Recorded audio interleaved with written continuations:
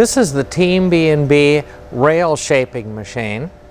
It has two purposes. Number one, it routes in this half of the dovetail joint for the rails. Number two, it puts in the mouse hole for the tilt rod. I will now give you a demonstration of this machine, and then we will go over all of the controls and adjustments so that you can see how this machine operates and how to care for it properly. I'd now like to run a piece through the machine for you so you can see its operation. I've already adjusted the machine side to side so that it fits this particular sample. So you place the piece into the clamping system and press the palm button to clamp it into place. Turn on the motor system and then activate the foot pedal, which brings the mouse hole router down. Now we're ready to cut the piece.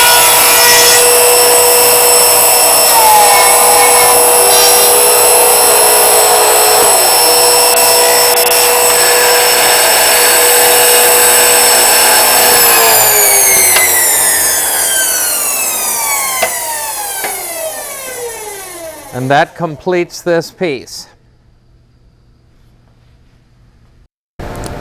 There are 4 controls on the control box for the operation of the machine.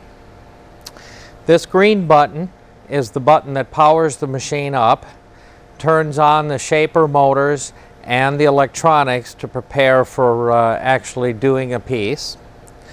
And this is the emergency stop button and also the off switch. When you press this button in, it takes and removes all power from the machine. This is a twist type of knob. When you twist this knob, it then snaps back out again, which reapplies power.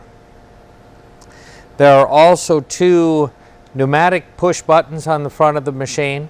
The green one operates the clamps on the machine to clamp the piece in place, and the black one releases the clamps so that the piece can be removed after processing. It also has an adjustment knob here in the center of the machine, which either opens or closes the 2 main sections to adjust the machine for a particular length rail. And there's also a locking handle. Once you have it's set where you need it, you just turn this locking handle and that locks this into position.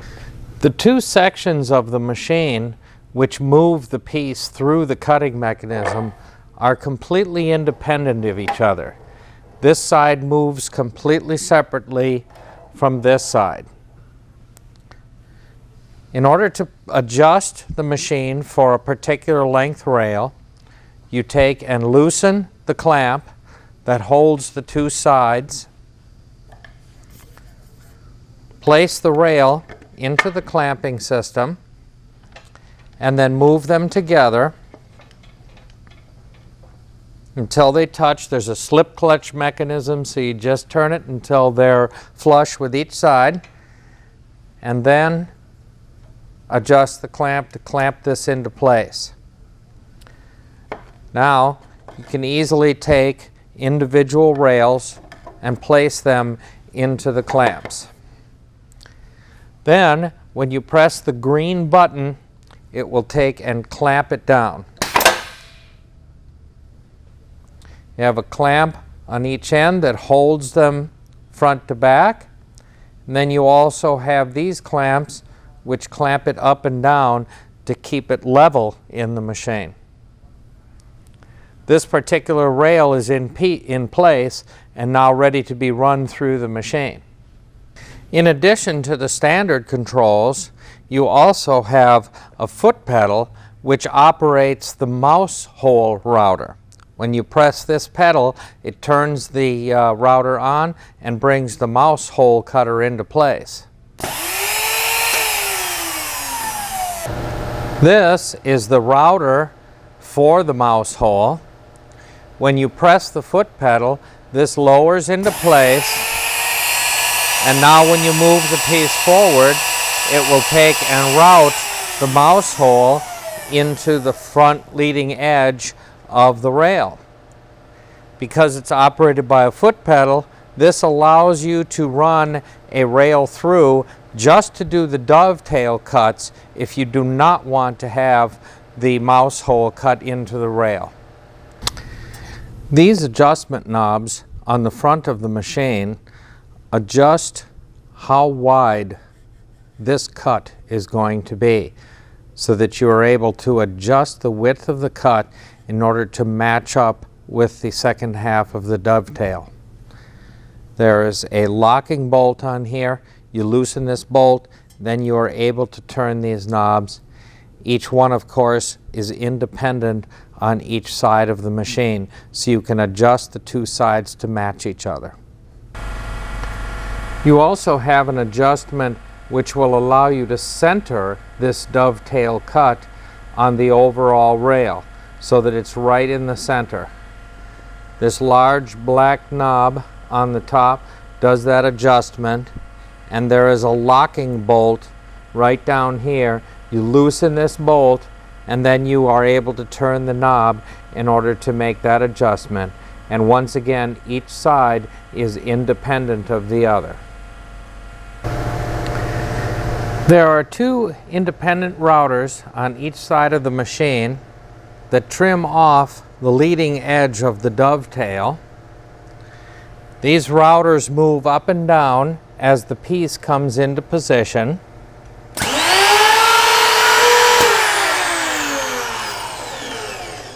Trimming off that front edge.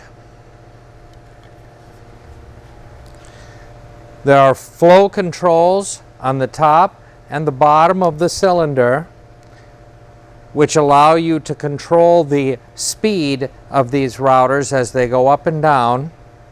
That way you can match the two sides so that they work in conjunction with each other.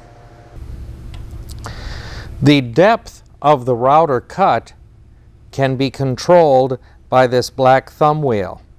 You simply loosen this screw slightly and then turn the wheel, and you can either cause a greater depth into the cut or less. If you remove this screw completely, the router will pop out of this housing, which allows you to easily change the cutters. All of the routers, the mouse hole and the two side routers, all operate the same and will adjust the same way. As the cutting of the rail begins, the cutters are closer together and then they expand outward to create this taper in the cut. That allows for easier assembly of the rail and the stile. This air switch is what activates the cutters in order to create that taper, and it's controlled by this blue metal bar right here, which comes forward and triggers the air switch.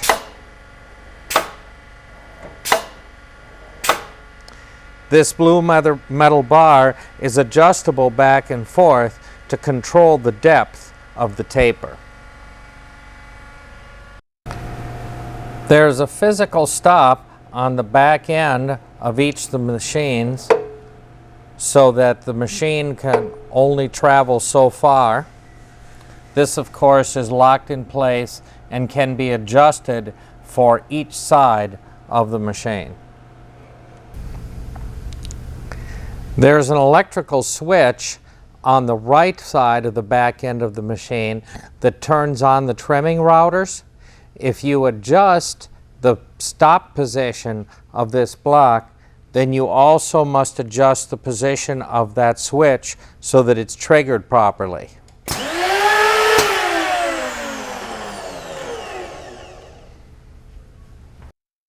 There is one air valve which controls the clamps on both sides of the machine. Each side has 3 cylinders. The first one simply lifts this guard up so that the piece can be fed through. The second cylinder opens or closes these clamps, and the third cylinder down here closes this clamp forward. We'll now take a look at that valve so that we can see how to control the speed of this clamping system. This is the air valve on the back of the control box that controls all of the cylinders for the clamp system. There are two flow controls on this valve that you can use to control the speed at which the clamping system operates.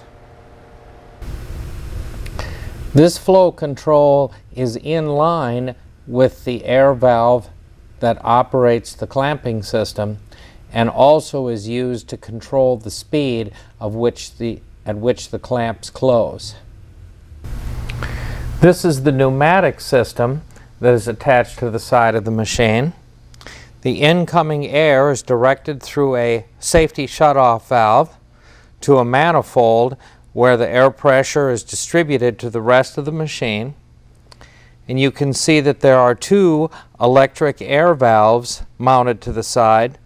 This front smaller air valve is used to control the cylinder that either lifts or lowers the mouse hole router.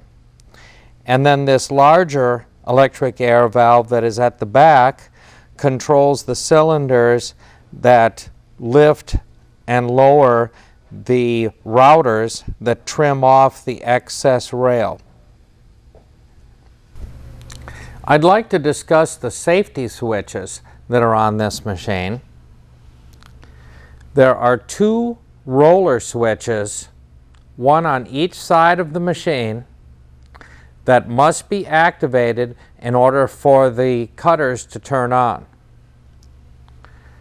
These cannot be forward. Deactivating these, they must be back all the way so these switches are engaged, then the cutters will turn on. The operator has two handles with which to move the piece through the machine, and then these push buttons are used to keep the motors running when you move the piece forward. So for instance, if you have the cutter motors running and the operator is not pressing the buttons, when you move this back, the motors will shut down. However, if you have these back and the motors are running, when the operator holds the two safety buttons down, you can now move the piece through the machine without having the motors turn off. If the operator releases the buttons, the motors will automatically shut down.